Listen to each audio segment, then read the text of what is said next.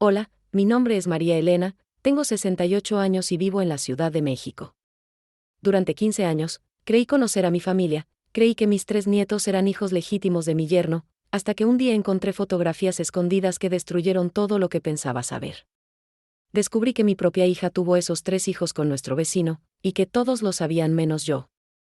El esposo sabía, la esposa del vecino sabía, todos guardaron silencio mientras yo vivía una mentira.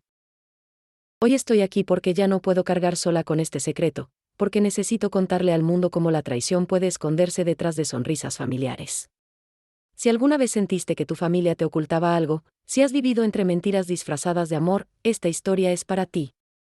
Te pido que dejes tu comentario, que le des like y te suscribas, porque necesito saber que alguien entiende este dolor que llevo en el pecho.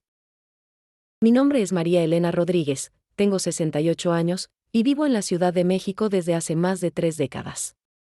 Durante todos estos años, pensé que conocía cada secreto de mi familia, cada rincón de las vidas de mis seres queridos. Pero estaba equivocada. Completamente equivocada. Y lo que voy a contarles hoy es una verdad que he guardado en mi corazón como si fuera un cristal delicado, una verdad que me ha quitado el sueño, que me ha hecho cuestionar todo lo que creía saber sobre el amor, la familia y el perdón. Vivía en una casa colonial hermosa en Coyoacán, ese barrio mágico donde los jacarandas pintan las calles de morado cada primavera. Era una casa llena de memorias, de risas, de comidas familiares donde el aroma del mole se mezclaba con el sonido de los niños corriendo por el patio. Cada mañana, el olor de las tortillas recién hechas me despertaba, y yo pensaba que era la mujer más bendecida del mundo. Tenía una hija maravillosa, 3 nietos preciosos, un yerno trabajador. ¿Qué más podía pedir? Pero en marzo del año pasado, todo cambió. Estaba organizando el desván, preparando una venta de garaje porque la casa se había vuelto demasiado grande para mí sola. Entre maletas viejas y cajas polvorientas, encontré una caja de zapatos escondida detrás de un baúl antiguo. La curiosidad me venció. Cuando la abrí, mi mundo se desmoronó en 1000 pedazos. Dentro había fotografías. Fotografías de mi hija Elena con nuestro vecino, Roberto. No eran fotos inocentes de vecinos amigables. Eran imágenes íntimas, abrazos que revelaban más que amistad, miradas que hablaban de amor prohibido. Las fotos estaban fechadas hace 15 años, cuando Elena tenía apenas 28 años. Y lo peor, lo que realmente me partió el alma, fue ver en esas fotografías a mis 3 nietos pequeños, en contextos que sugerían una verdad imposible de ignorar. ¿Cómo es posible que una madre no sepa algo así? ¿Cómo pude estar tan ciega durante tantos años? Me senté en el piso polvoriento del desván, con las fotografías temblando en mis manos, y lloré como no lloraba desde que enterré a mi esposo hace 10 años. Pero estas lágrimas eran diferentes. No eran lágrimas de pérdida, sino de traición, de confusión, de un dolor tan profundo que sentía que me ahogaba. Verán, yo fui criada con valores muy estrictos. Soy católica devota, voy a misa todos los domingos en la parroquia de San Juan Bautista. Toda mi vida he creído en la honestidad, en la lealtad, en hacer lo correcto sin importar el costo. Incluso dejé de hablar con mi propia hermana hace 20 años porque me mintió sobre dinero. Para mí, una mentira es imperdonable. O al menos eso pensaba antes de encontrar esa caja. Pero también soy madre y abuela. Y ese es el conflicto que me ha desgarrado por dentro todos estos meses.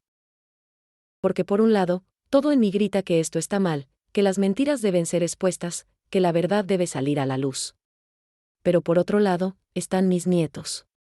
Andrés, el mayor, que tiene 15 años y sueña con ser ingeniero. Sofía, de 13 años, tan dulce y sensible que llora cuando ve películas tristes.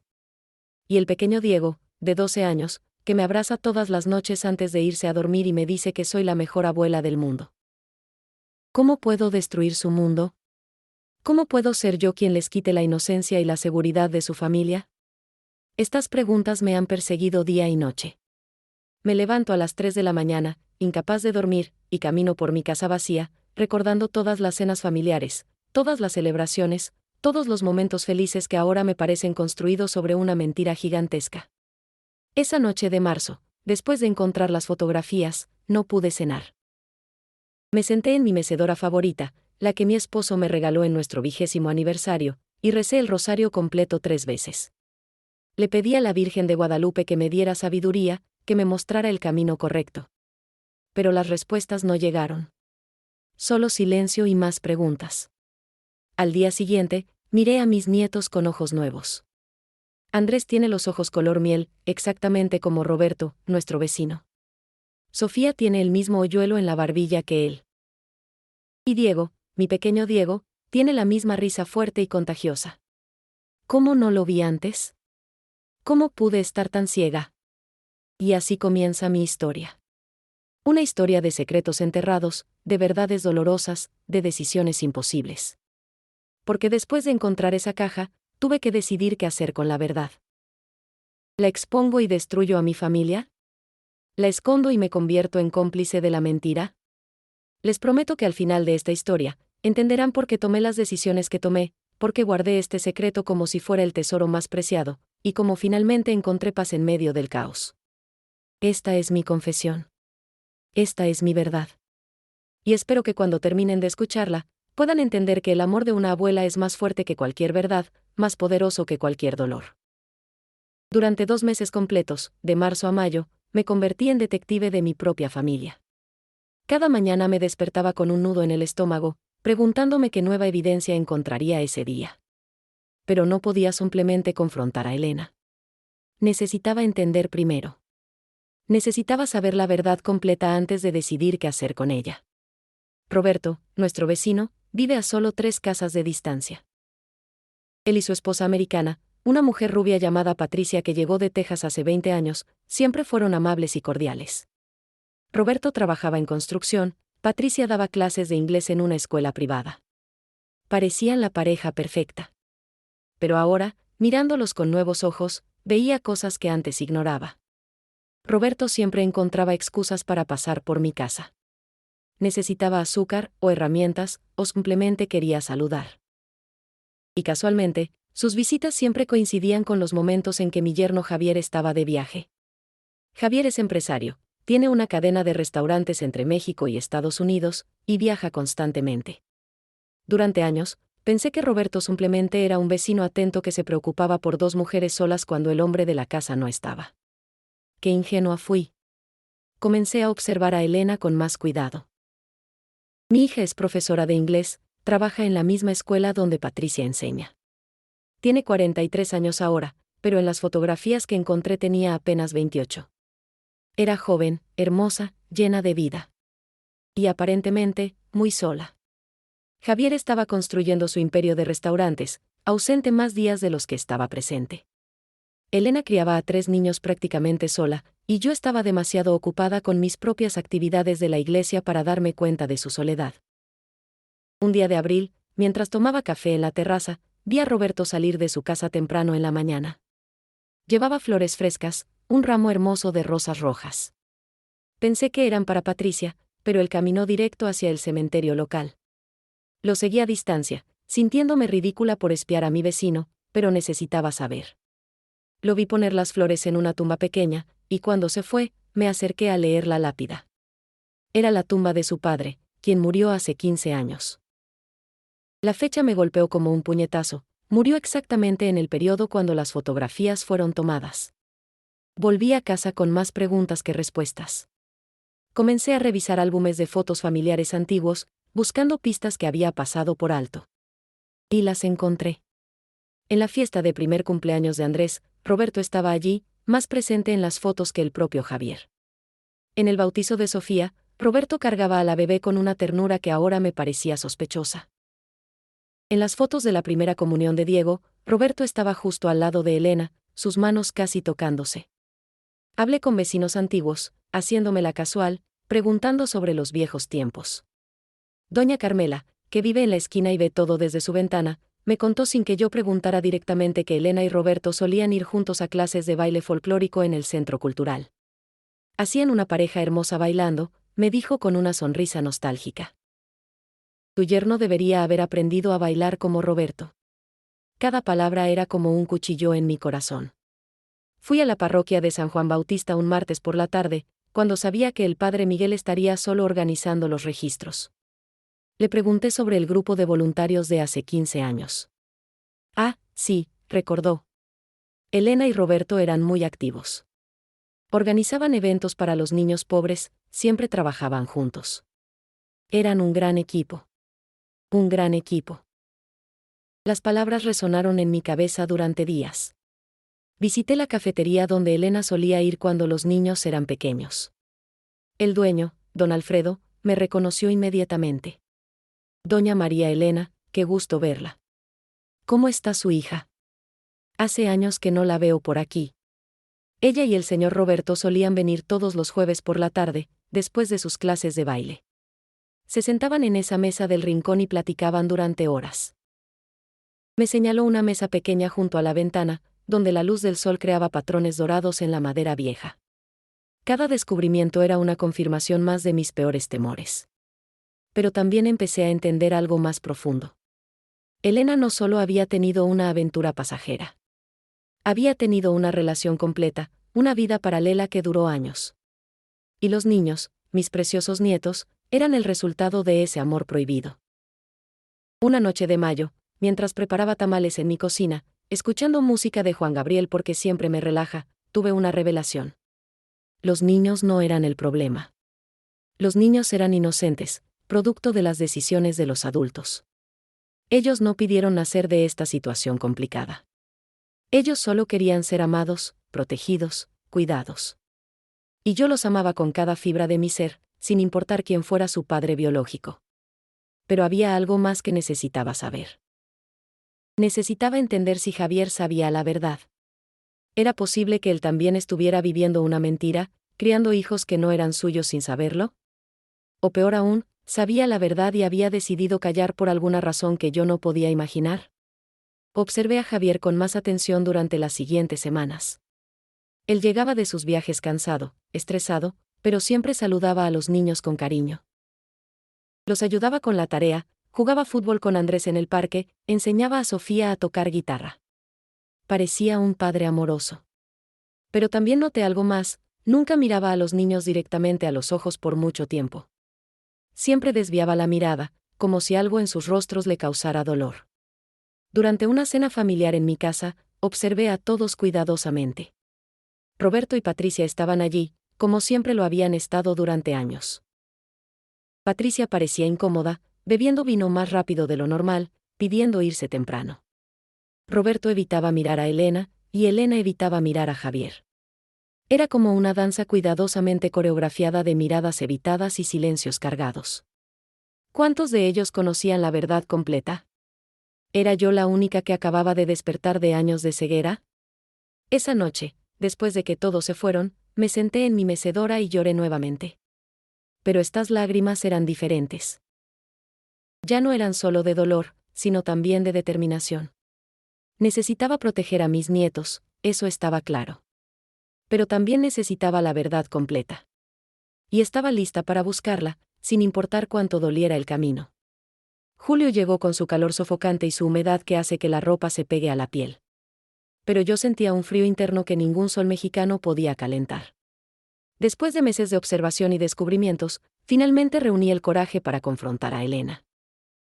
No podía seguir fingiendo, no podía seguir sonriendo en las cenas familiares mientras este secreto me devoraba por dentro.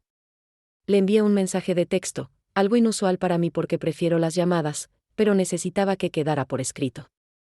Hija, necesito hablar contigo a solas. Es urgente. Mañana a las 10 en el Café La Rosa, en Roma Norte. Elegí ese lugar estratégicamente, lejos de Coyoacán, lejos de ojos conocidos, en un barrio donde podríamos hablar sin temor a ser escuchadas por vecinos chismosos. Elena llegó puntual, como siempre. La vi caminar hacia la mesa donde yo ya estaba sentada, bajo la sombra de una bugambilia que caía sobre el patio exterior como una cascada fucsia. Se veía cansada, con ojeras que el maquillaje no podía esconder completamente. Llevaba un vestido floreado amarillo que yo le había regalado en su último cumpleaños. Me dolió verla así, tan vulnerable, tan humana. Mamá, ¿qué pasa? Me asustaste con tu mensaje, dijo mientras se sentaba, pidiendo un café americano a la mesera que pasaba. Yo no desperdicié tiempo. Saqué de mi bolsa un sobremanila y lo puse sobre la mesa, entre su taza de café recién servido y mi té de manzanilla que ya estaba frío. Encontré esto en el desván, dije simplemente. Elena abrió el sobre con manos temblorosas. Vi el momento exacto en que reconoció las fotografías. Su rostro pasó de la curiosidad a la confusión, y luego al pánico absoluto. El color desapareció de sus mejillas. La taza de café se le cayó de las manos, derramando líquido oscuro sobre la mesa de madera. Ni siquiera intentó limpiarla. Mamá, yo puedo explicar, comenzó a decir, pero su voz se quebró. Las lágrimas comenzaron a caer, primero lentamente, luego en un torrente imparable. Se cubrió la cara con las manos, sollozando de una manera que me rompió el corazón, sin importar cuán enojada estuviera. Explícame entonces, dije, manteniendo mi voz firme aunque por dentro estaba temblando. Explícame cómo mi hija, mi única hija a quien crié con valores cristianos, tuvo una aventura con nuestro vecino casado. Explícame cómo mis nietos, los niños que he amado desde el día que nacieron, no son quienes pensé que eran. Elena respiró profundamente, tratando de calmarse. La mesera vino a limpiar el café derramado, pero le hice una seña de que nos dejara solas. Cuando finalmente Elena habló, su voz era apenas un susurro. Tenía 26 años cuando comenzó, dijo, sin mirarme a los ojos. Javier estaba siempre viajando, construyendo su negocio. A veces pasaba 3 semanas fuera, y yo estaba sola en casa, embarazada de Andrés, asustada, sintiéndome abandonada. Roberto estaba allí. Él era atento, me preguntaba cómo estaba, me ayudaba con las cosas de la casa que Javier no tenía tiempo de arreglar. Eso no es excusa para el adulterio, le interrumpí, mi voz más dura de lo que pretendía. Lo sé, mamá. Lo sé. No estoy justificándolo, solo estoy tratando de que entiendas cómo sucedió. Las lágrimas seguían cayendo, pero ahora hablaba con más claridad. Comenzó inocentemente. Café juntos cuando los niños dormían siesta. Caminatas en el parque. Conversaciones sobre nuestros matrimonios infelices. Y luego, un día, cruzamos la línea. Y no pudimos volver atrás. 3 años, Elena. 3 años de mentiras. 3 años de sentirme viva por primera vez en mi vida, respondió, y había una ferocidad en su voz que nunca había escuchado antes.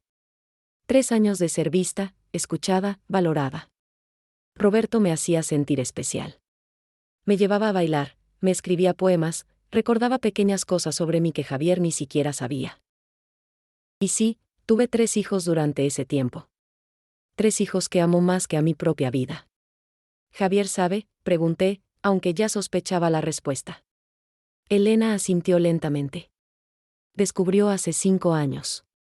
Diego tuvo un accidente en bicicleta, necesitaba una transfusión de sangre urgente. Los exámenes de compatibilidad revelaron que Javier no podía ser su padre biológico. Hicieron pruebas con los 3 niños. Ninguno era suyo genéticamente. Esta revelación me dejó sin aire. ¿Y qué hizo? ¿Por qué sigue contigo? ¿Por qué sigue fingiendo? Por su negocio, dijo Elena amargamente.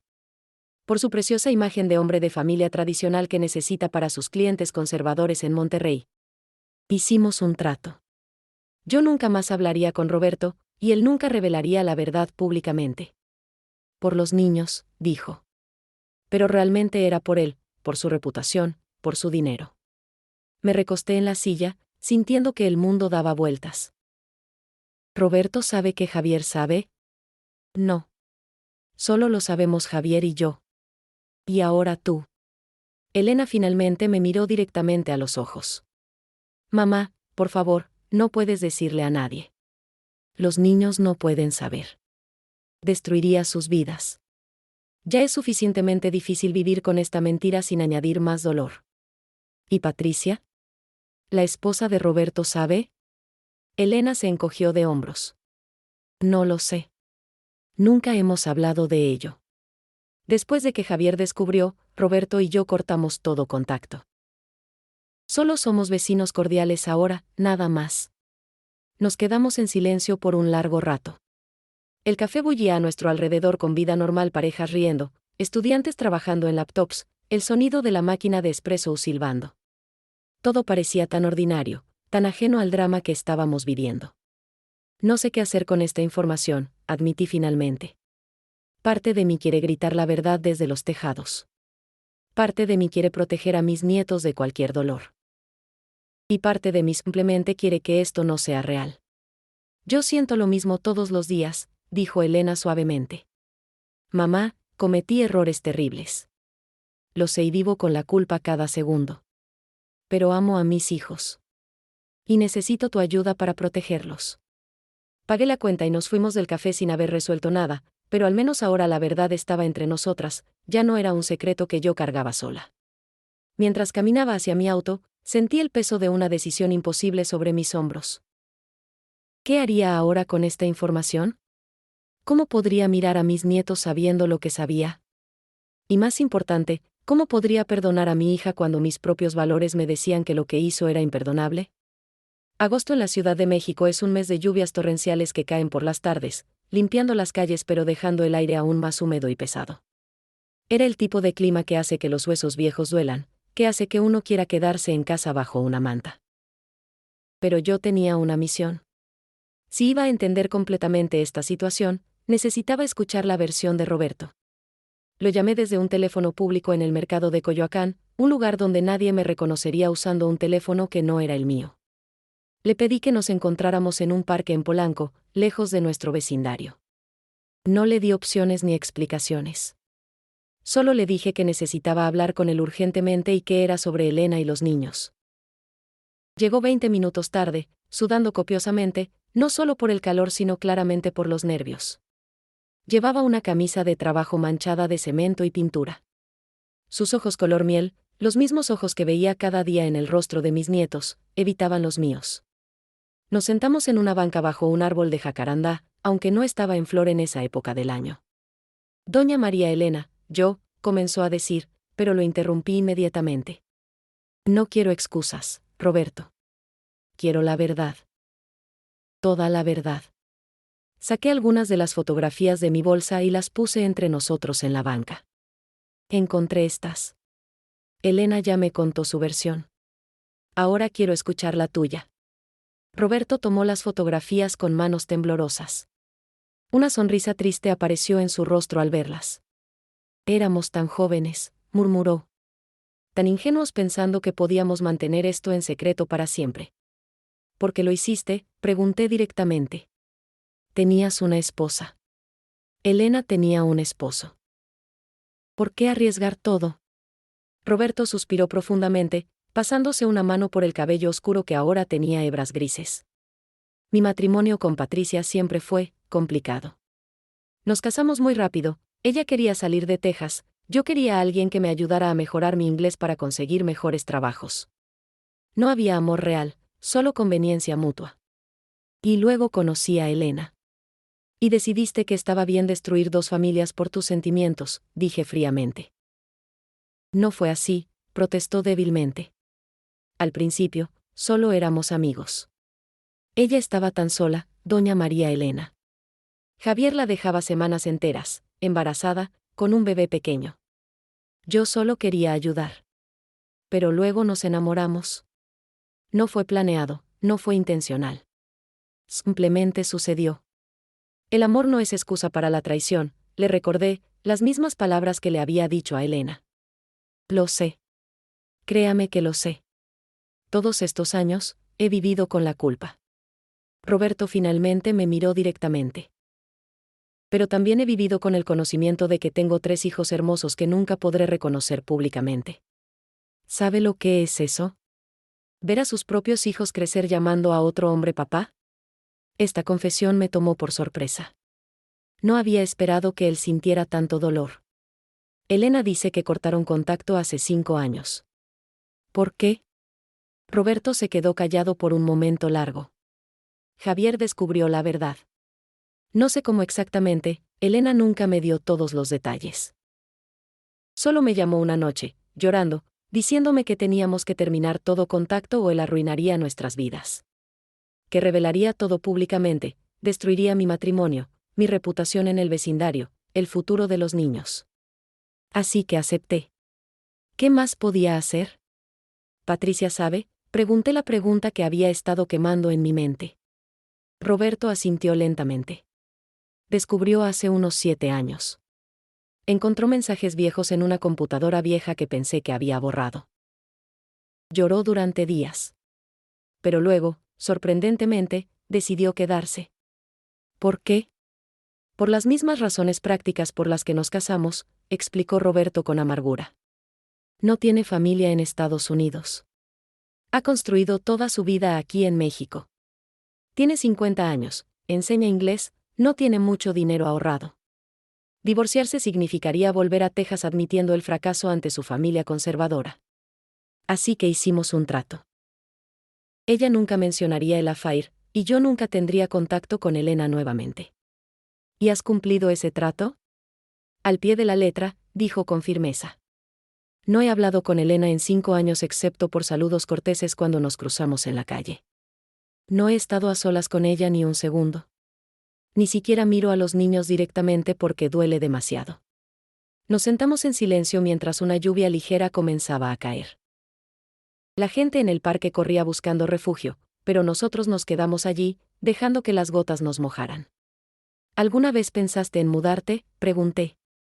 ¿Irte lejos para que esto sea más fácil para todos? Todos los días, admitió. Pero, ¿a dónde iría? Mi trabajo está aquí, mi vida está aquí. Patricia no quiere mudarse. Y egoístamente, me gusta vivir cerca de mis hijos, aunque no pueda ser su padre público. Tus hijos ya tienen un padre, le recordé firmemente. Tienen un hombre que los cría, sí. Pero Javier no es su padre biológico, y él lo sabe. ¿Cree que los trata igual sabiendo eso? He visto cómo los mira, doña María Elena. Hay dolor en sus ojos cada vez que ve sus rostros, especialmente el de Andrés, que se parece tanto a mí. Esta observación me golpeó porque yo había notado exactamente lo mismo. Javier los trata bien, defendí. Por fuera, sí. Pero, ¿por dentro? ¿En su corazón? No lo sé. Y eso me preocupa. Mis hijos están creciendo en una casa llena de mentiras y resentimientos ocultos. Eso no es saludable. ¿Y qué propones? ¿Que revelemos todo? ¿Que destruyamos sus vidas con la verdad? No sé qué propongo, admitió Roberto, su voz quebrándose. Solo sé que esta situación es insostenible. Tarde o temprano, los niños descubrirán la verdad. Son inteligentes. Andrés ya ha hecho comentarios sobre no parecerse a Javier.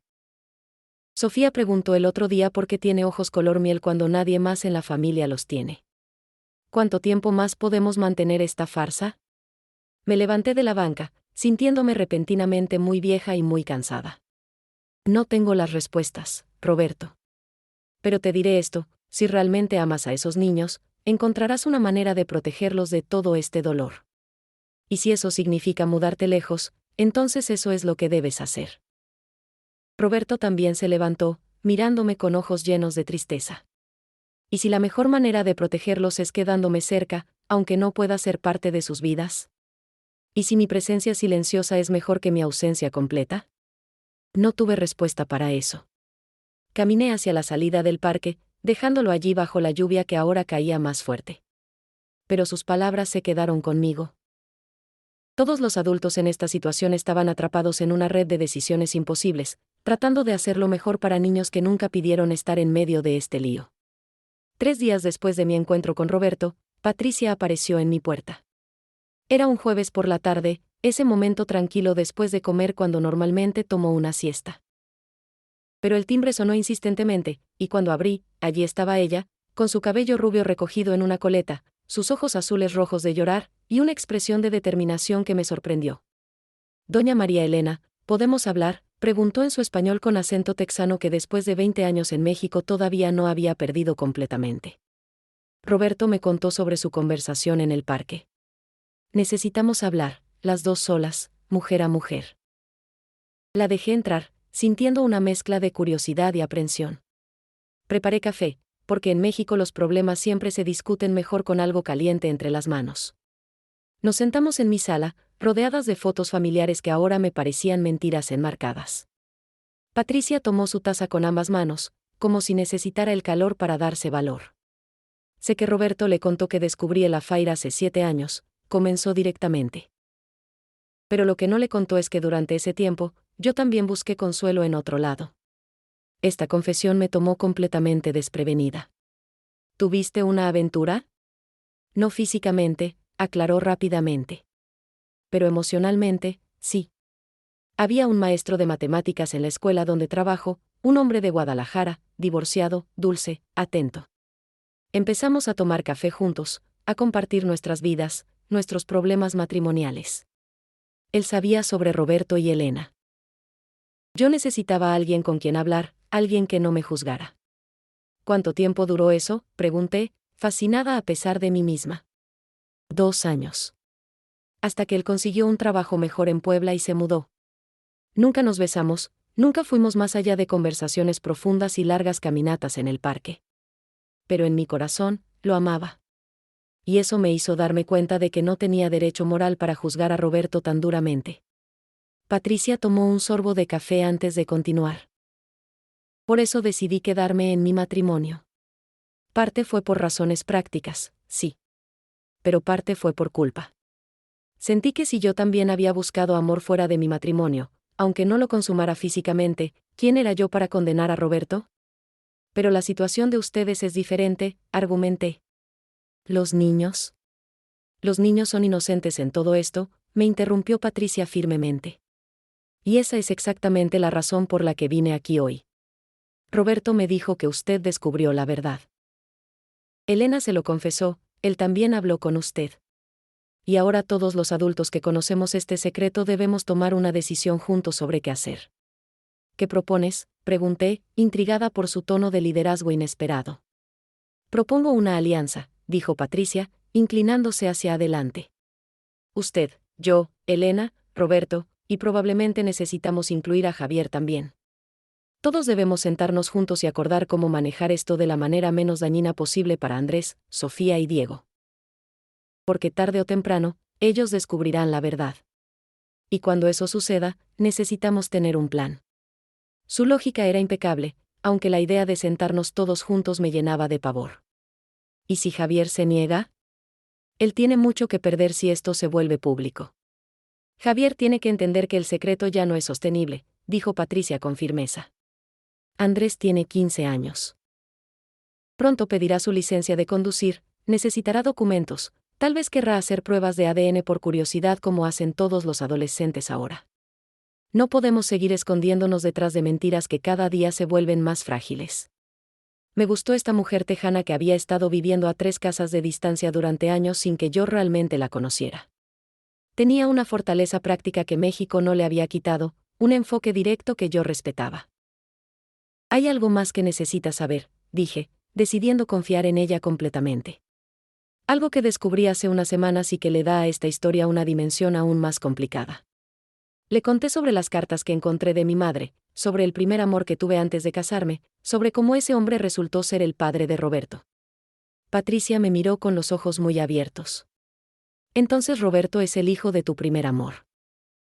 Y sus hijos son tus nietos de sangre de 2 maneras diferentes, por ser hijos de tu hija, pero también por llevar la sangre del hombre que amaste primero. Es una coincidencia cruel, admití. O tal vez no es coincidencia en absoluto. Tal vez el universo tiene formas extrañas de conectar historias que deberían haberse conectado hace décadas. Patricia se quedó pensativa por un momento. En mi iglesia en Texas, solíamos decir que Dios trabaja en formas misteriosas. Tal vez todo esto sucedió por una razón que aún no entendemos. ¿Crees en el destino?, pregunté, sorprendida. Creo que las personas toman decisiones, buenas y malas, y esas decisiones crean consecuencias, respondió sabiamente. Pero también creo que a veces hay patrones en la vida que son demasiado perfectos para ser completamente aleatorios. Pasamos las siguientes 2 horas planeando. Patricia sugirió que organizáramos una reunión privada, solo los adultos, quizás en un lugar neutral como un hotel con salas de conferencias privadas. Todos necesitaban exponer sus verdades, sus miedos, sus esperanzas para el futuro. Y juntos, necesitábamos crear un plan para eventualmente decirles a los niños, cuando fuera el momento correcto. ¿Pero cuándo es el momento correcto?, pregunté. Andrés tiene 15, Sofía 13, Diego 12. ¿Esperamos hasta que sean adultos? ¿Se los decimos ahora? ¿Cómo se toma esa decisión? No lo sé, admitió Patricia honestamente. Pero sé que no podemos seguir viviendo día a día esperando que el secreto no explote. Necesitamos ser proactivos, no reactivos. Necesitamos controlar la narrativa antes de que la narrativa nos controle a nosotros. Antes de irse, Patricia me abrazó, algo completamente inesperado. Gracias por no juzgarme, susurró. Por no odiarme por quedarme con un hombre que traicionó su matrimonio. No soy quien para juzgar, respondí, sorprendida por mis propias palabras. He vivido toda mi vida juzgando a otros por sus errores. Corté relaciones con mi hermana por una mentira sobre dinero. Y ahora miro esta situación con mi propia familia y me doy cuenta de que la vida es mucho más complicada de lo que mis reglas rígidas alguna vez permitieron entender. Después de que Patricia se fue, me senté en mi mecedora, mirando las fotos en las paredes. Andrés en su primer día de escuela. Sofía con su vestido de primera comunión. Diego aprendiendo a andar en bicicleta. Todos esos momentos preciosos ahora tenían capas adicionales de significado. Estos niños eran el producto de amor prohibido, sí. Pero también eran el producto de soledad, de matrimonios rotos, de necesidades humanas no satisfechas. ¿Quién era yo para condenar eso? Por primera vez desde que encontré esa caja de zapatos en el desván, sentí un poco de esperanza. Tal vez, solo tal vez, habíamos encontrado una aliada en la persona más inesperada. Y tal vez juntos, podríamos encontrar una manera de navegar esta verdad imposible sin destruir completamente a los niños que todos amábamos. Septiembre llegó con sus lluvias de fin de verano y el inicio del nuevo año escolar. Los niños volvieron a clases con mochilas nuevas y uniformes recién planchados, ajenos al drama que se desarrollaba en el mundo adulto a su alrededor. Patricia y yo trabajamos juntas durante semanas para organizar la reunión que podría cambiar todo. Convencer a todos de asistir fue como mover montañas. Javier fue el más difícil. Cuando Elena finalmente le contó que yo sabía la verdad y que Patricia también quería hablar, él explotó. ¿Cuánta gente más va a saber de esto?, gritó por teléfono, según me contó Elena después. Esto era nuestro secreto, nuestro acuerdo privado. ¿Por qué tienen que involucrarse todos? Elena tuvo que recordarle que el secreto nunca fue realmente solo de ellos. Que afectaba a los niños, a las familias extendidas, al vecindario entero que durante años había sido testigo de una mentira viviente. Finalmente, Javier aceptó, pero solo después de que Patricia le prometió que la reunión sería completamente confidencial, sin grabaciones, sin testigos externos. Reservamos una sala privada en un hotel discreto en Santa Fe, un distrito empresarial donde nadie nos conocía. Era un domingo por la tarde, cuando los niños estaban en una fiesta de cumpleaños de un compañero de escuela, dándonos 3 horas de tiempo garantizado sin interrupciones. Cuando llegué, mis manos temblaban tanto que apenas podía sostener mi bolsa. La sala era pequeña pero cómoda, con una mesa redonda que Patricia había elegido específicamente porque no tiene cabecera, todos somos iguales aquí. Había café, agua, galletas que nadie tocaría. Las cortinas estaban cerradas, creando una atmósfera de confesional que era apropiada para lo que estábamos a punto de hacer. Javier llegó primero, vestido formalmente con traje a pesar de ser domingo, su armadura profesional. Roberto llegó después, claramente incómodo en jeans limpios y una camisa planchada. Elena vino conmigo, sus ojos rojos de llorar incluso antes de que la reunión comenzara. Patricia fue la última, cerrando la puerta con un clic definitivo que pareció sellar nuestro destino. Nos sentamos en silencio incómodo por un momento que pareció eternidad. Finalmente, Patricia habló. Gracias a todos por venir. Sé que esto es difícil, probablemente lo más difícil que hemos hecho. Pero necesitamos hablar abierta y honestamente sobre esta situación y decidir juntos cómo proceder. Javier habló primero, su voz dura y controlada. Quiero que todos entiendan algo desde el principio. No estoy aquí porque quiera perdonar o olvidar. Estoy aquí porque mi esposa me convenció de que es necesario para proteger a los niños. Pero que quede claro, odio esta situación, odio lo que me hicieron, y si no fuera por mi negocio y mi reputación, habría terminado este matrimonio hace 5 años. Elena se encogió ante sus palabras, pero no respondió. Roberto miraba la mesa, incapaz de enfrentar a Javier directamente. Yo intervine. Javier, entiendo tu dolor. Pero aquí no estamos para asignar culpas. Estamos para decidir qué es mejor para Andrés, Sofía y Diego. ¿Qué es mejor para ellos?, preguntó Javier amargamente. Vivir en una mentira perpetua, eso es lo que hemos decidido que es mejor para ellos. Pero, ¿realmente lo es? ¿O solo es lo más conveniente para los adultos? Esta pregunta se quedó colgando en el aire. Roberto finalmente levantó la mirada. Tienes razón, dijo suavemente. He sido un cobarde. Debí haberme mudado hace años, debí haber salido de sus vidas completamente. Pero no pude. Ver a mis hijos, aunque sea desde la distancia, aunque nunca puedan saber que soy su padre, era mejor que no verlos en absoluto. No son tus hijos, espetó Javier. Yo los he criado. Yo pago su escuela, su ropa, su comida. Yo los llevo al doctor cuando están enfermos, yo voy a sus eventos escolares. Yo soy su padre, no tú. Biológicamente, comenzó a decir Roberto, pero Javier lo interrumpió. Biológicamente no significa nada. Ser padre es más que ADN.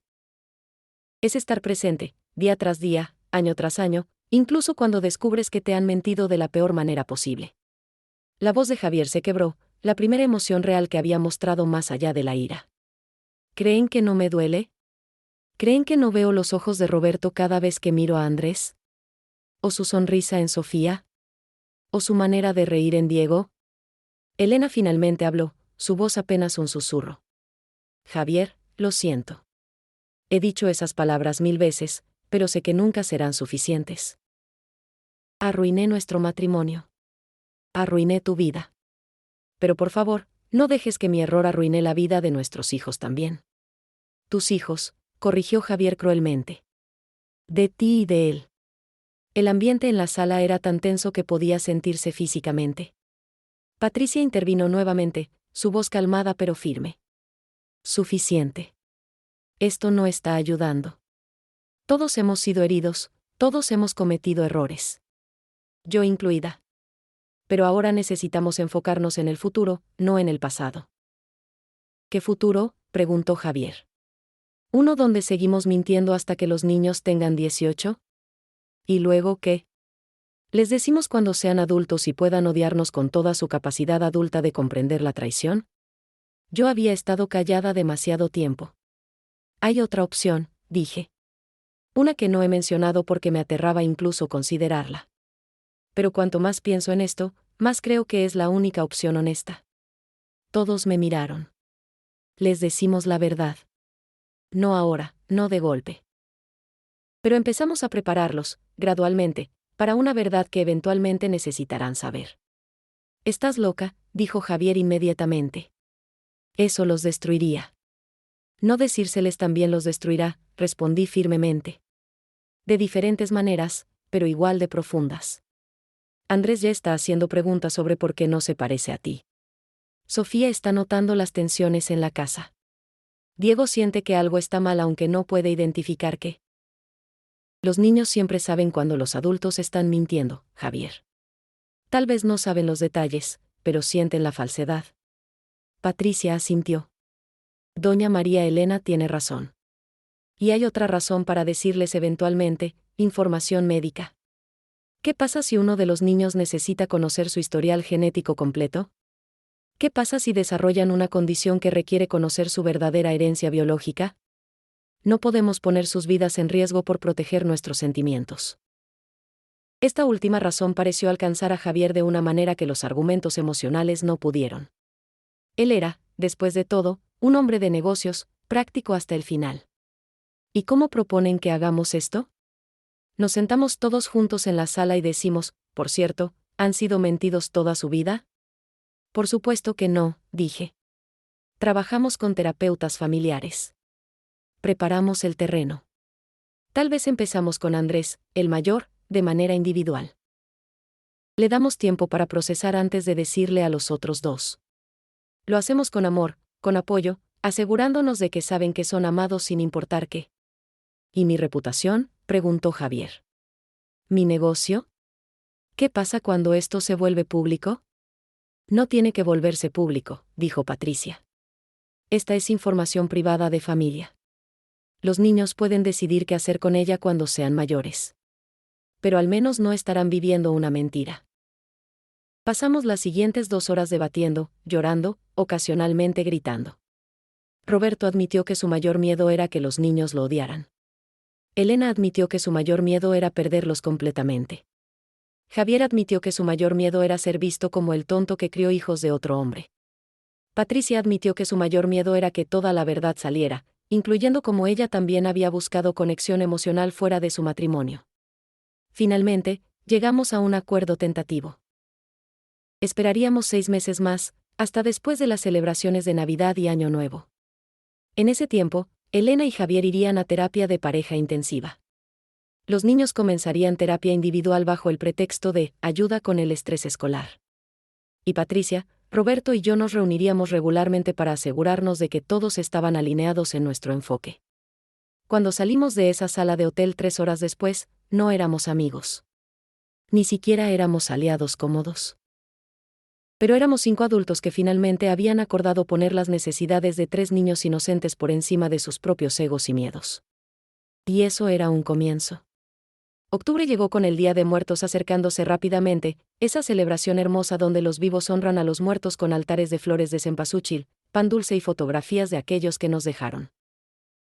Pero este octubre trajo algo que ninguno de nosotros había anticipado, un proyecto escolar que amenazaba con exponer todos nuestros secretos cuidadosamente guardados. Sofía llegó a casa un martes entusiasmada sobre su nueva tarea de biología. «Abuela, tenemos que hacer un árbol genealógico completo con características físicas heredadas», exclamó mientras yo cortaba nopales en mi cocina. «Necesito fotos de todos los abuelos, padres, tíos, primos. Y tenemos que marcar quién tiene qué color de ojos, color de cabello, tipo de sangre. Es para aprender sobre genética mendeliana». Mi cuchillo resbaló, casi cortándome el dedo. «¿Tipo de sangre?», repetí, tratando de mantener mi voz casual. «Sí, y altura, y ciertas características como hoyuelos o lóbulos de orejas pegados o separados. Es muy detallado. La profesora dice que es para que entendamos cómo se heredan los rasgos». Sofía estaba tan emocionada que no notó cómo toda la sangre había desaparecido de mi rostro. Inmediatamente llamé a Elena. «Tenemos un problema», dije sin preámbulos. «El proyecto de Sofía en la escuela. Va a descubrir inconsistencias». Elena entró en pánico. Llamó a Javier, quien llamó a su abogado como si las leyes pudieran detener la ciencia. Patricia apareció en mi casa esa noche, y juntas diseñamos un plan de emergencia. Durante los siguientes días, trabajé como nunca había trabajado en mi vida. Visité a la profesora de biología de Sofía, haciéndome pasar por una abuela preocupada por la privacidad familiar. «Algunos de nuestros registros familiares son sensibles», expliqué vagamente. ¿Podría Sofía hacer el proyecto con información más general?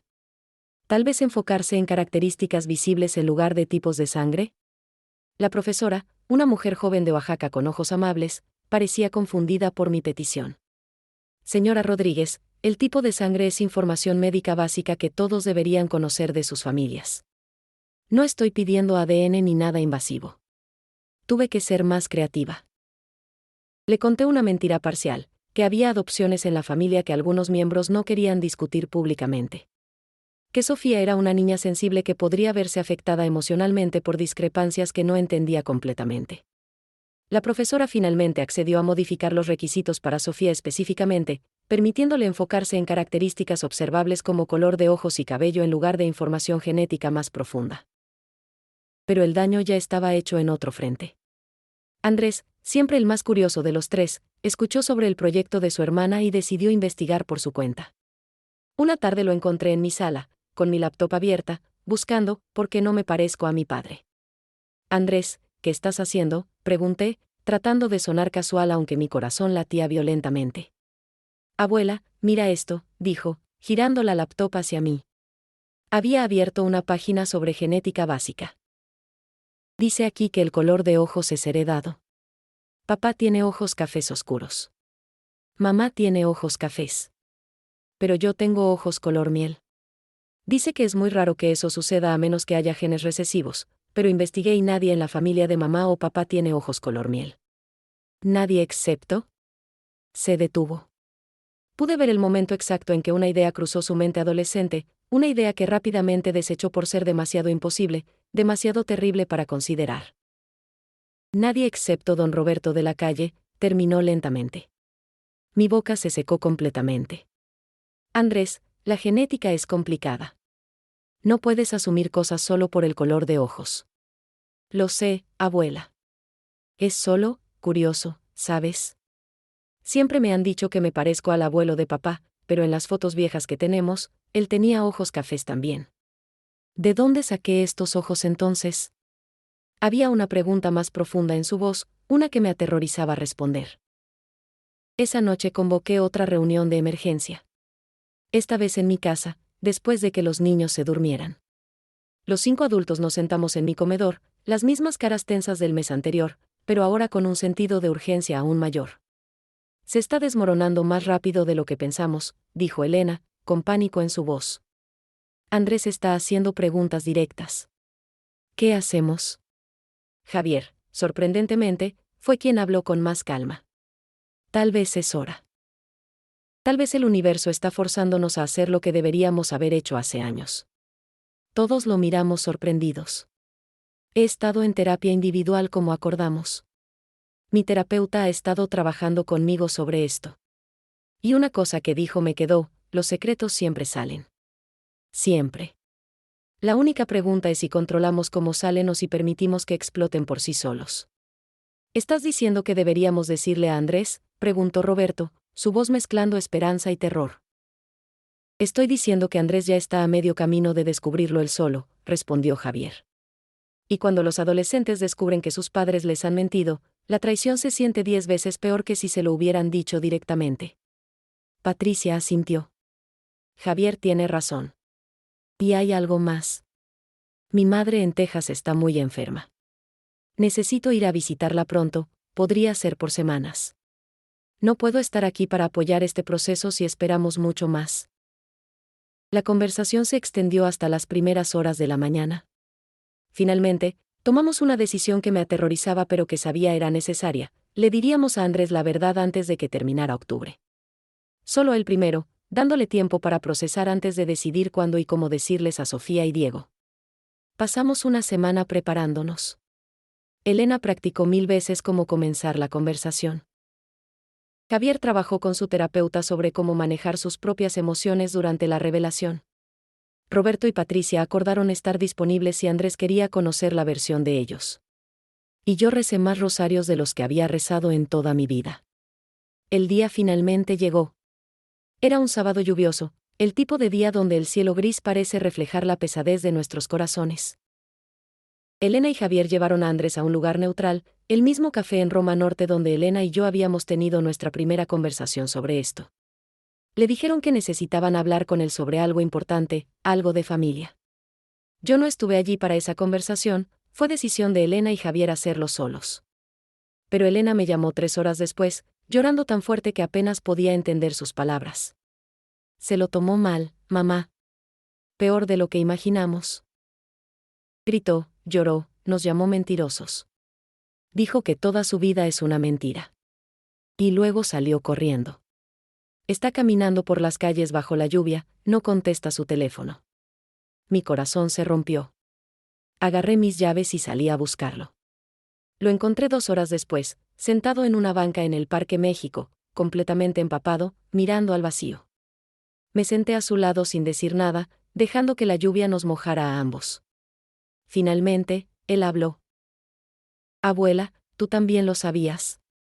Solo desde hace unos meses, respondí honestamente. Y he estado luchando con qué hacer desde entonces. ¿Por qué me mintieron durante 15 años? Su voz estaba cargada de dolor y traición. Porque los adultos cometemos errores terribles tratando de proteger a quienes amamos, dije suavemente. Tu mamá cometió un error hace mucho tiempo.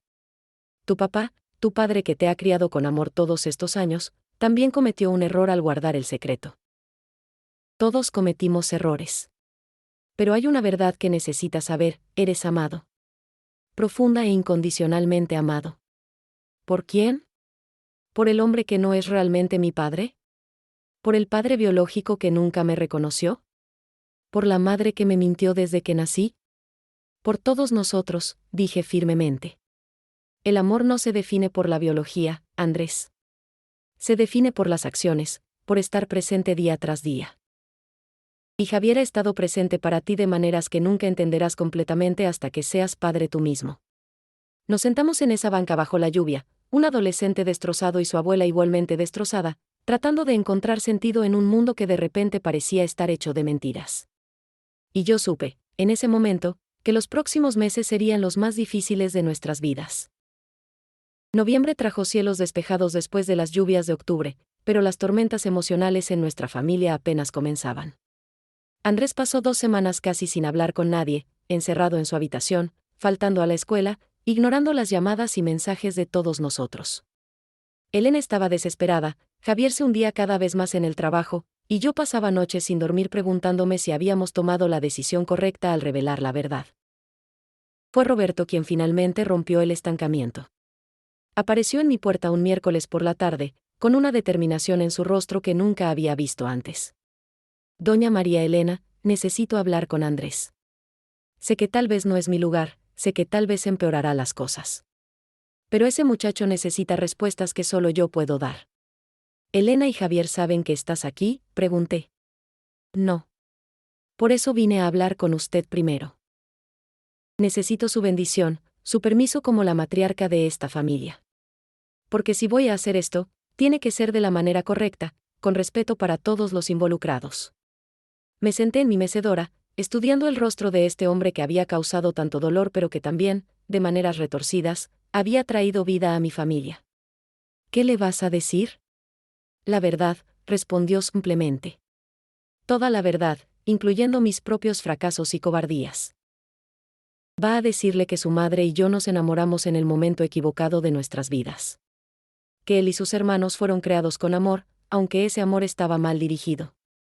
Que Javier es su verdadero padre en todas las formas que importan. Y que yo he vivido 15 años con el dolor de ver a mis hijos crecer sin poder ser parte de sus vidas. Sus palabras me conmovieron más de lo que esperaba. ¿Y qué esperas lograr con esta conversación? Espero darle a Andrés algo que ha perdido en las últimas semanas, la capacidad de ver a los adultos en su vida como seres humanos complejos y falibles, no como villanos de caricatura. Necesita entender que esta situación no es blanco y negro, no es bueno contra malo. Es complicada, dolorosa, y todos hemos hecho lo mejor que pudimos con circunstancias imposibles. Le di mi bendición, aunque con reservas. Llamé a Elena para informarle, y después de una discusión acalorada con Javier, ellos también acordaron permitir la reunión, bajo la condición de que yo estuviera presente pero silenciosa, solo como observadora para asegurarme de que las cosas no se salieran de control. Andrés aceptó reunirse con Roberto en mi casa un sábado por la mañana. Preparé café y pan dulce, aunque sabía que probablemente nadie comería. Cuando Roberto llegó, Andrés lo miró con una mezcla de curiosidad y resentimiento que era dolorosa de presenciar. Ellos se sentaron frente a frente en mi sala, y yo me retiré a la cocina, lo suficientemente cerca para escuchar pero dándoles espacio. No sé qué decirte, comenzó Andrés, su voz dura a pesar de sus apenas 15 años. ¿Debo llamarte papá? ¿Roberto? ¿Don Roberto como siempre te he llamado? Llámame como te haga sentir cómodo, respondió Roberto suavemente. No estoy aquí para exigir nada de ti, Andrés. Estoy aquí para responder tus preguntas y para disculparme. ¿Disculparte? ¿Por tenerme? ¿Por arruinar mi vida? Por no tener el coraje de hacer lo correcto desde el principio, dijo Roberto firmemente. Por no terminar mi matrimonio antes de involucrarme con tu madre. Por no enfrentar las consecuencias de mis acciones de una manera que te hubiera dado estabilidad desde el día que naciste. Por ser un cobarde que prefirió esconderse en las sombras de tu vida en lugar de ser honesto, sin importar el costo. Esta honestidad brutal pareció desarmar a Andrés. ¿Me querías? ¿O fui solo un accidente? Te quise desde el momento que supe de tu existencia, dijo Roberto, su voz quebrándose.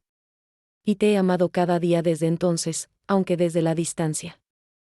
Cada vez que te veía jugar en la calle, cada vez que escuchaba tu risa desde mi casa, cada vez que te veía crecer y convertirte en este joven inteligente y fuerte que eres ahora, mi corazón se llenaba de orgullo y dolor simultáneamente. Entonces, ¿por qué nunca dijiste nada? ¿Por qué dejaste que viviera una mentira? Roberto tomó un momento antes de responder. Porque pensé que estaba protegiéndote. Pensé que era mejor para ti tener un padre establecido, exitoso como Javier, que un padre biológico que solo podría ofrecerte escándalo y ruptura familiar. Pensé que mi amor significaba dejarte ir, no reclamarte. pero ahora veo que estaba equivocado. Debí haber luchado por la verdad desde el principio, sin importar cuán dolorosa fuera. ¿Y ahora qué?, preguntó Andrés. ¿Esperas que de repente tengamos una relación de padre e hijo? ¿Que todo esté bien? No espero nada, respondió Roberto honestamente. Si decides que nunca quieres hablar conmigo otra vez, lo entenderé. Si decides que quieres conocerme mejor, estaré aquí. Y si decides que necesitas tiempo para procesar todo esto antes de tomar cualquier decisión, eso también está bien. Mis expectativas no importan aquí, Andrés. Solo importan tus necesidades y tu sanación. Hubo un largo silencio. Luego Andrés preguntó algo que me sorprendió: ¿amas a mi mamá todavía? Roberto consideró la pregunta cuidadosamente. Amo a la persona que tu madre era hace 15 años, amo los recuerdos de lo que compartimos. Pero esa persona y esa relación pertenecen al pasado. Tu mamá ha crecido, ha cambiado, ha luchado con su culpa y sus errores. Yo también he cambiado. Lo que teníamos era real en su momento, pero no era sostenible. No era correcto. Y ambos lo sabemos ahora. ¿Y tu esposa? Patricia también me mintió, ¿verdad? Todos me mintieron. Patricia conocía la verdad, sí. Y ella también luchó con eso. Pero quiero que entiendas algo: los adultos en tu vida no te mintieron porque no te amaban. Te mintieron porque te amaban demasiado y tenían terror de hacerte daño. Fue la decisión equivocada, pero la motivación venía del amor, no del egoísmo. Esta conversación continuó por más de 2 horas. Andrés hizo preguntas difíciles sobre la cronología de la aventura, sobre cómo se conocieron Roberto y Elena, sobre por qué su matrimonio con Javier continuó a pesar de todo. Roberto respondió cada pregunta con honestidad brutal, sin tratar de suavizar o justificar sus acciones.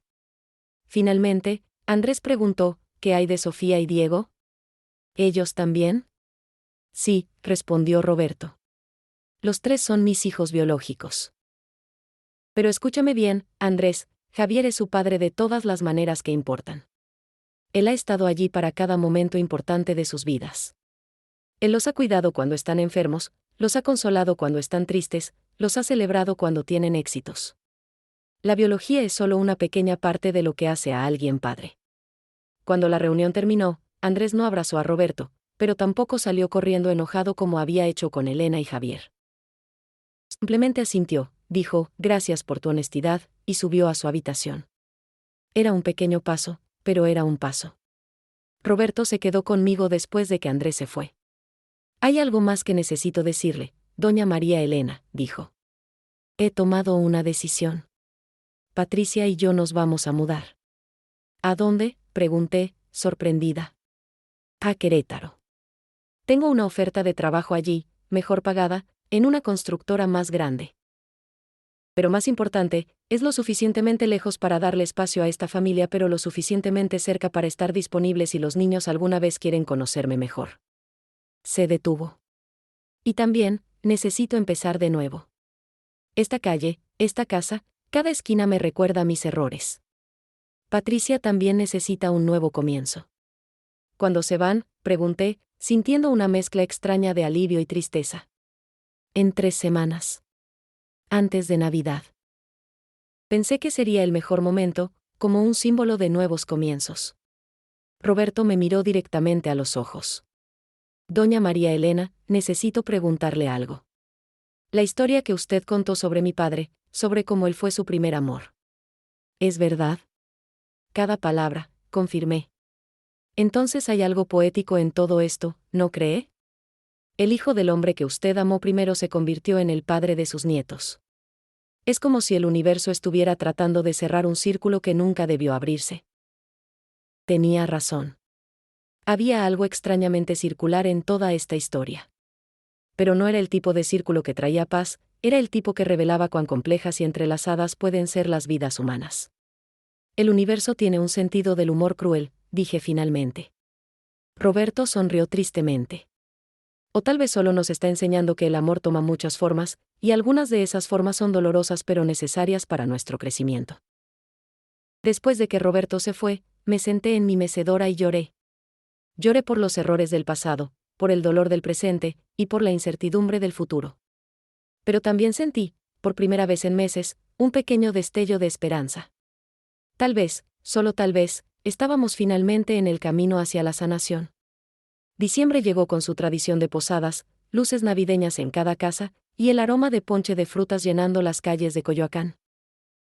Pero en nuestra familia, las celebraciones estaban ensombrecidas por las tensiones que aún no se habían resuelto. Roberto y Patricia ya se habían mudado a Querétaro, dejando su casa vacía y un hueco extraño en el vecindario. Andrés había comenzado a hablar nuevamente con Elena y Javier, aunque las conversaciones eran forzadas y cargadas de dolor no expresado. Lo que yo no sabía era que Andrés había tomado una decisión por su cuenta. Sin decirle a nadie, había empezado a escribir todo en un diario, sus sentimientos, sus preguntas, su proceso de tratar de entender esta verdad imposible que había destrozado su concepto de familia. Y también había decidido que Sofía y Diego merecían saber la verdad, no de los adultos que les habían mentido, sino de él, su hermano mayor que siempre los había protegido. La revelación vino durante nuestra cena de Nochebuena. Toda la familia estaba reunida en mi casa, como habíamos hecho cada año durante décadas. Había preparado bacalao, romeritos, ensalada de manzana, y todos los platos tradicionales que definían nuestras Navidades. Los niños habían abierto sus regalos, la música de villancicos sonaba suavemente, y por un momento, casi parecía que éramos una familia normal celebrando una noche sagrada. Pero entonces Andrés se levantó de la mesa, tocó su copa con un tenedor para llamar la atención, y dijo: «Tengo algo que decir. Algo que Sofía y Diego necesitan saber». El color desapareció del rostro de Elena. Javier se puso rígido. Yo sentí que mi corazón se detenía. «Andrés, este no es el momento», comenzó a decir Elena, pero Andrés la interrumpió. «¿Cuándo es el momento, mamá? ¿Cuándo ellos tengan 20 años? ¿30? Nunca». Su voz era firme pero no enojada. He pasado 2 meses procesando una verdad que cambió mi vida. Y me di cuenta de algo: mantener secretos de mis hermanos me convierte en parte del problema. Ellos merecen la verdad tanto como yo. Sofía y Diego miraban a su hermano con confusión. «¿De qué estás hablando?», preguntó Sofía, su voz pequeña y asustada. Andrés respiró profundamente. «Hace 2 meses, mamá y papá me dijeron algo que cambia todo lo que pensábamos sobre nuestra familia». Miró a Elena y Javier. «Y sé que ustedes querían esperar, controlar cómo y cuándo decírselo a Sofía y Diego. Pero no podemos seguir fingiendo que todo está bien cuando claramente no lo está». «Andrés, por favor», suplicó Javier, pero había una resignación en su voz. Sabía que no podía detener lo que estaba por venir. Yo intervine, mi voz de abuela llevando la autoridad de décadas. «Andrés tiene razón. Si va a decirse, debe decirse ahora, todos juntos como familia. Sofía, Diego, vengan a sentarse aquí conmigo». Los llevé al sofá, abrazándolos a ambos lados mientras Andrés continuaba. Con una honestidad devastadora pero también con una ternura que me hizo llorar, Andrés les contó a sus hermanos la verdad. Les habló sobre Elena y Roberto, sobre el affair de hace 15 años, sobre cómo los 3 habían nacido de ese amor prohibido. Les explicó que Javier sabía desde hace 5 años pero había elegido quedarse porque los amaba, porque ser padre significaba más que biología. Sofía comenzó a llorar inmediatamente, sollozos profundos que sacudían su delgado cuerpo de 13 años. Diego, mi pequeño Diego de 12 años, simplemente se quedó mirando fijamente, su rostro una máscara de shock que partía el corazón. Y luego hizo la pregunta que todos temíamos: «¿Entonces papá no es nuestro papá de verdad?». Javier se arrodilló frente a Diego, tomando su rostro en sus manos. «Soy tu papá en todas las formas que importan», dijo, su voz rompiéndose por la emoción. «He estado allí desde que naciste. Te enseñé a andar en bicicleta. Te llevé a tu primer día de escuela. Te consolé cuando tuviste pesadillas. Eso me hace tu padre, Diego, no el ADN». «Pero nos mentiste», acusó Sofía a través de sus lágrimas. «Todos nos mintieron. Durante toda nuestra vida». Elena se acercó, tratando de abrazar a Sofía, pero ella se alejó. «No me toques. No quiero que me toques». Las palabras eran como cuchillos, y vi cómo destrozaban a Elena de adentro hacia afuera. El caos emocional que siguió fue indescriptible. Sofía corrió a su habitación, cerrando la puerta con fuerza. Diego se quedó en el sofá, llorando silenciosamente mientras Javier lo abrazaba. Andrés se quedó de pie, viendo la devastación que sus palabras habían causado, cuestionando si había hecho lo correcto. Y Elena simplemente se desmoronó, cayendo al suelo, sollozando de una manera que asustaba por su intensidad. Yo me moví entre todos ellos, tratando de ser el pegamento que mantenía los pedazos juntos. Convencí a Sofía de que abriera su puerta, me senté con ella mientras lloraba en mi hombro durante una hora. Consolé a Diego, explicándole que tener dos padres que lo amaban, uno biológico y uno que eligió criarlo, lo hacía doblemente bendecido, no menos amado. Abracé a Andrés y le dije que había sido valiente, aunque el momento no fue ideal. Pero fue con Elena que pasé más tiempo esa noche. Después de que los niños finalmente se durmieron, agotados emocionalmente, Elena y yo nos sentamos en mi cocina tomando té de tila mientras el reloj marcaba las 2 de la mañana. Los perdí, mamá, dijo Elena con voz muerta. Perdí a mis hijos. Nunca me perdonarán. Los niños son resilientes, le recordé. Y el amor es más fuerte que los errores. Pero no va a ser fácil, hija. Vas a tener que ganarte su confianza nuevamente, día a día, acción por acción. ¿Cómo? ¿Cómo hago eso? Siendo honesta de ahora en adelante. Sin más secretos, sin más mentiras, ni siquiera mentiras pequeñas para protegerlos. Dejando que vean tu humanidad, tus fracasos, tu arrepentimiento. Y dándoles espacio para estar enojados, para hacer preguntas difíciles, para procesar esto a su propio ritmo. Javier apareció en la puerta de la cocina. Se veía 10 años más viejo que la mañana anterior. No sé si puedo hacer esto, admitió. Verlos mirarme con esa confusión, preguntándose si todavía soy su padre. Es más doloroso de lo que imaginé. Pero seguirás haciéndolo, dije firmemente. Porque eso es lo que hacen los verdaderos padres. Se quedan incluso cuando es difícil, especialmente cuando es difícil. Y esos niños necesitan que te quedes, Javier. Más que nunca. Él asintió, sin palabras, y se unió a nosotros en la mesa. Los tres nos sentamos allí mientras la noche se convertía en amanecer, tres adultos agotados tratando de encontrar fuerzas para enfrentar el día siguiente y todos los días difíciles que sabíamos vendrían después. El resto de diciembre fue un borrón de terapia familiar, conversaciones difíciles y lágrimas constantes. Los niños oscilaban entre querer hablar sobre todo y negarse a discutirlo. Algunos días parecía que estábamos haciendo progreso, otros días se sentía como si estuviéramos retrocediendo. Pero hubo un momento, 3 días después de Año Nuevo, que me dio esperanza. Sofía me preguntó si podía ver las fotografías originales que había encontrado en el desván. Las sacamos juntas, y mientras las miraba, ella dijo suavemente, mamá se ve feliz en estas fotos. Más feliz de lo que la he visto en años. A veces la felicidad viene de lugares equivocados, le dije cuidadosamente. ¿Pero eso significa que nosotros somos errores?, preguntó, su voz pequeña. Ustedes nunca fueron errores, dije firmemente. Las circunstancias de su nacimiento fueron complicadas, pero su existencia es un regalo. Y cada persona en esta familia, incluyendo a Javier, está de acuerdo en eso. Sofía apoyó su cabeza en mi hombro. Todo es tan confuso, abuela. Lo sé, mi amor.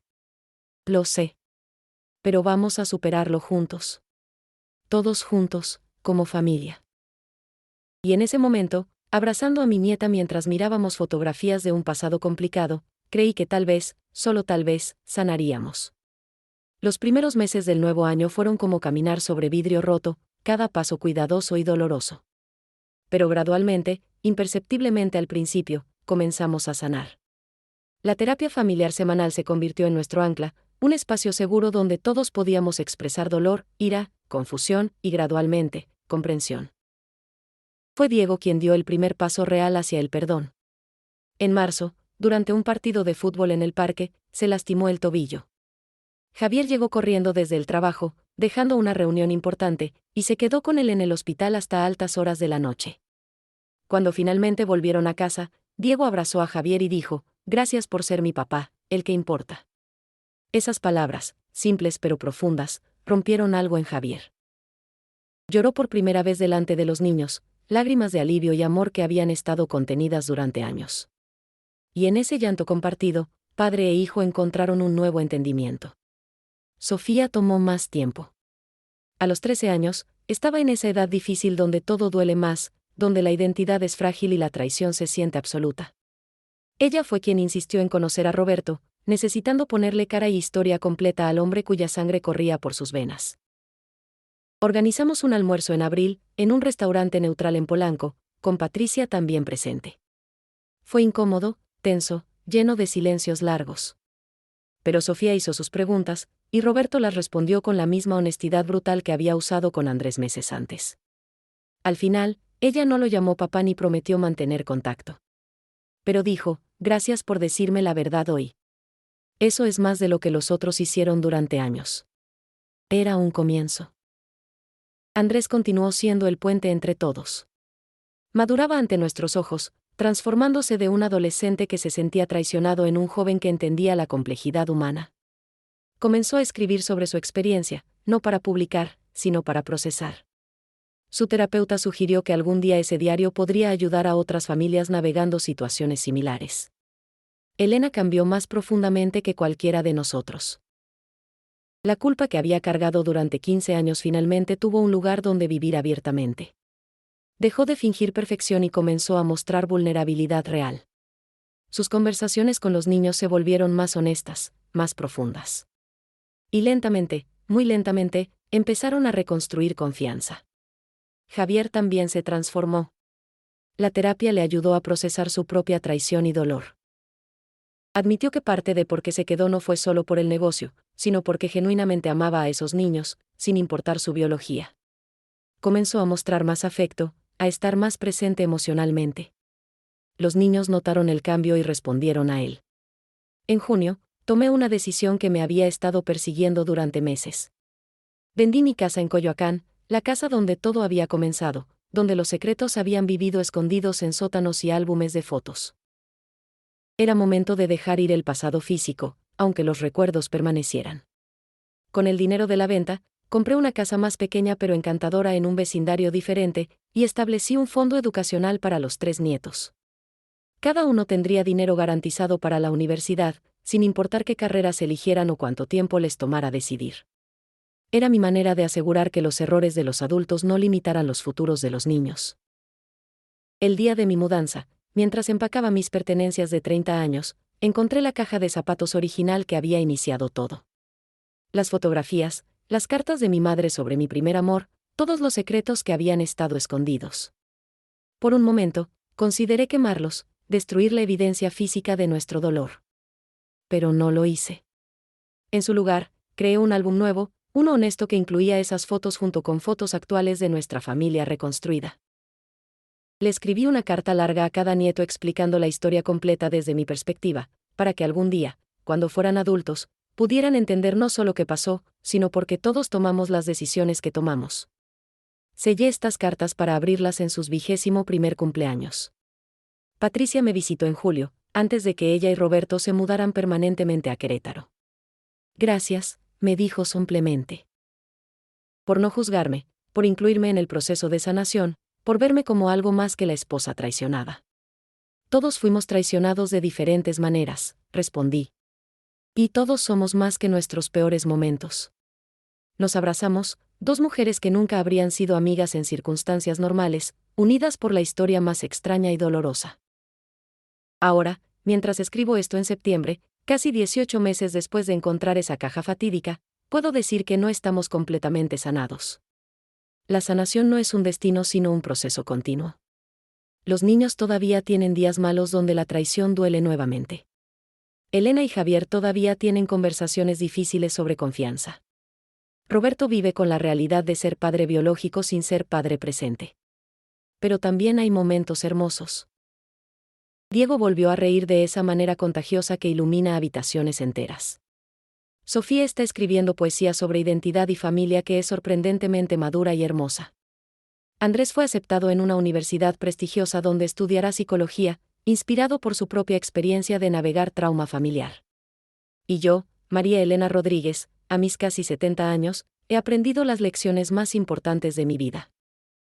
Aprendí que la rigidez moral que alguna vez valoré tanto era en realidad miedo disfrazado de virtud.